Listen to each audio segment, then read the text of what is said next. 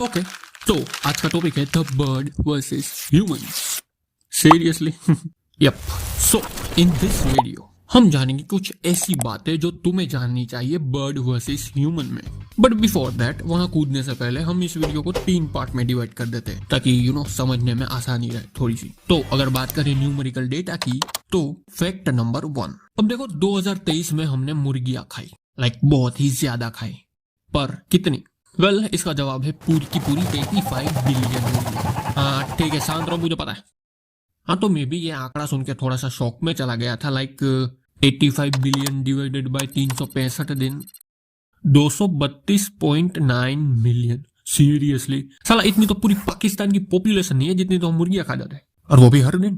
पर फिर मुझे पता चला कि साले हम भी तो 8 बिलियन से भी ज्यादा है, तो चलता इतना तो अबे ये क्या?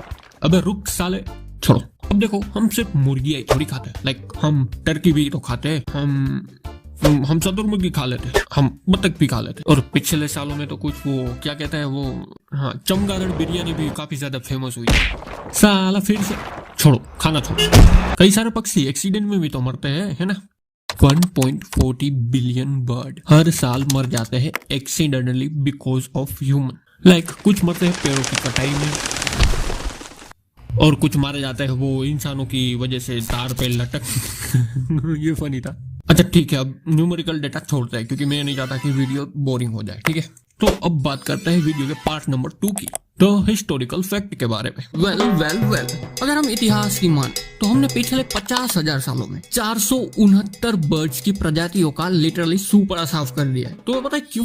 क्योंकि देखो, ज्यादातर बर्ड्स बड़े थे, यानी कि लॉजिकली वो उड़ नहीं सकते थे, एंड टापुओं पे रहते थे। और जब इंसान उन टापुओं पे विजिट करते तब वो अकेले नहीं आते, वो साथ में लाते अपने पालतू जानवर, चूहा हो गया या पिग्स हो गए या मंकीज हो गए।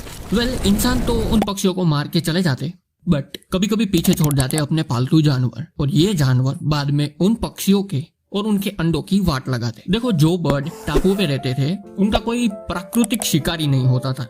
अब सोचो कि अचानक से कोई नया शिकारी उस टापू पे आ जाए, तो ये बर्ड पहले तो समझेंगे ही नहीं कि ये नए शिकारी आखिर कर क्या सकते हैं, और जब तक समझ पाते बहुत देर हो चुकी होती। Just take example of elephant bird. ये बर्ड नई दुनिया का सबसे बड़ा बर्ड था जो कि मडागास्कर में रहता था। वेल, इसके साथ भी वही हुआ। इंसान वहाँ आते रहे, इसे मारते रहे, वहाँ आते रहे, इसे मारते रहे, और एट दी एंड ये खत्म हो गया। Same happen with dodo. 23 kilo का ये बर्ड टर्की से भी बड़ा था। इंसानों ने इसे मॉरिशस के द्वीप पे खोजा, और खोजे जाने के सिर्फ 200 साल बाद ही इनका सुपड़ा साफ कर दिया। Now tell me what you think. I mean, मुझे फर्क नहीं पड़ता कि तुम वेज हो या non veg, it's your choice, but do you care? अगर नहीं, तो तुम्हें सुननी चाहिए हमारी वीडियो की last part, the real historical story. और ये स्टोरी काफी सीरियस है। तो स्टोरी स्टार्ट होती है चाइना में। 1958 से 1962 तक चाइना में एक मूवमेंट चली जिसे कहा गया द ग्रेट लीप फॉरवर्ड, और जिसे लीड कर रहा था कम्युनिस्ट पार्टी का नेता माओ जेडोंग। वेल, इस आंदोलन का मेन उद्देश्य था गरीबी कम करना, बीमारियां कम करना, स्वास्थ्य को बढ़ावा देना, खेतीबाड़ी पे ध्यान देना, एंड इंडस्ट्रियलाइजेशन की तरफ आगे बढ़ना।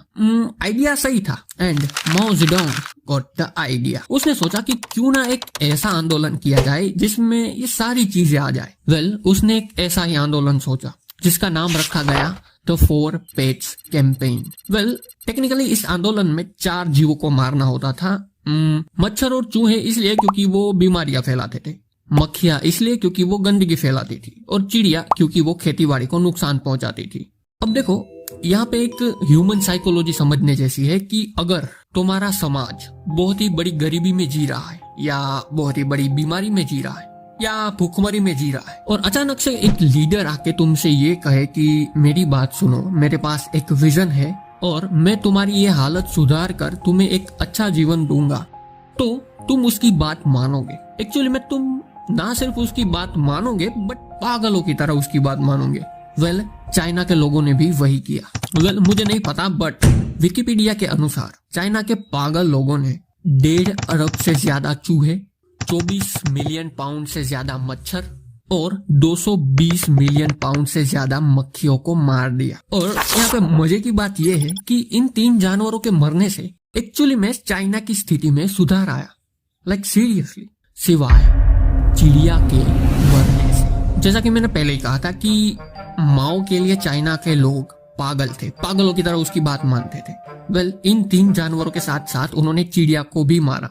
बड़े लोगों ने बंदूकों से शिकार किया, छोटे बच्चों ने गुलेलों से मारा, यहाँ तक कि जोर जोर से आवाजें तक की गई ताकि चिड़िया रात को सो भी ना पाए। उनके घोंसले तक तोड़ दिए गए। टेक्निकली बच्चों से लेके बूढ़ों ने पागलों की तरह चिड़ियों को मारा। वेल, कहा जाता है कि माओ का मानना था कि मैन मस्ट कंक्यूर द नेचर, यानी कि इंसान को प्रकृति पर विजय प्राप्त करनी चाहिए, और ऐसा ही हुआ। चाइना के लोगों ने 1 अरब से ज्यादा चिड़िया को मार दिया। नाउ जस्ट इमेजिन कि ये ज्वालामुखी एक नेचर है। इस ज्वालामुखी में चूहों का बलिदान दिया गया, ज्वालामुखी शांत रहा। इस ज्वालामुखी में मच्छरों का बलिदान दिया गया, ज्वालामुखी फिर भी शांत रहा। इस ज्वालामुखी में मक्खियों का बलिदान दिया गया, ज्वालामुखी फिर भी शांत रहा। पर जब इस ज्वालामुखी में चिड़ियों का बलिदान दिया गया, ज्वालामुखी फट गया।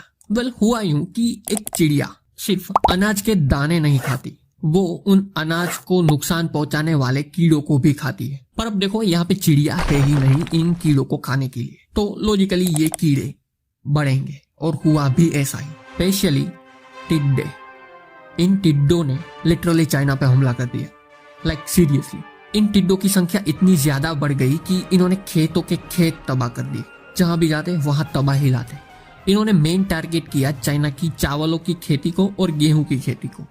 और यहाँ पे मजे की बात यह है कि जब ये आंदोलन चल रहा था तब एक नए कारण ने भी जन्म लिया। हुआ यूं कि जब ये आंदोलन चल रहा था तभी यूएस एंड यूरोप इंडस्ट्रियलाइजेशन यानी कि औद्योगिकरण की तरफ आगे बढ़ रहे थे, और चाइना का लीडर माओ इस रेस में चाइना को भी कूदाना चाहता था। तो इसी वजह से जो माओ का फोकस कृषि की तरफ था वो कृषि से हटकर इंडस्ट्रियलाइजेशन की तरफ चला गया, जिससे खेतीबाड़ी को और भी ज्यादा नुकसान हुआ। अब इन सब चीजों के चलते कहा जाता है कि चाइना की खेतीबाड़ी में 70% तक गिरावट आ गई, और इन सब चीजों के चलते चाइना में पैदा हुई एक भूखमरी, एक भयानक भूखमरी। और ये भूखमरी कोई जोक नहीं थी, लिटरली इसने 4.5 करोड़ लोगों की जान ले ली। अब इस फोटो को देखो जिसमें ये लोग चिड़िया को मार रहे हैं हंसी के साथ, एंड नाउ ये देख, ये लिटरली उस टाइम पे बहुत ही ज्यादा डरावना था। वेल, मुझे नहीं पता ये सच है या एक कहावत, बट कहा जाता है कि ये भूखमरी इतनी ज्यादा बदतर थी कि माँ बाप ने अपने बच्चों को खा लिया और बच्चों ने अपने माँ बाप को। बट ओवरऑल इस स्टोरी इस रियल लाइफ स्टोरी से हमें ये सीख मिलती है कि अगर हम प्रकृति से प्यार करेंगे तो प्रकृति माँ है, और अगर हम प्रकृति से पंगा लेंगे तो ये बाप है, और बाप से पंगा नहीं लेते। ठीक है, और सब्सक्राइब कर देना अगर वीडियो पसंद आएगा तो। मैं चलता हूँ, बाय।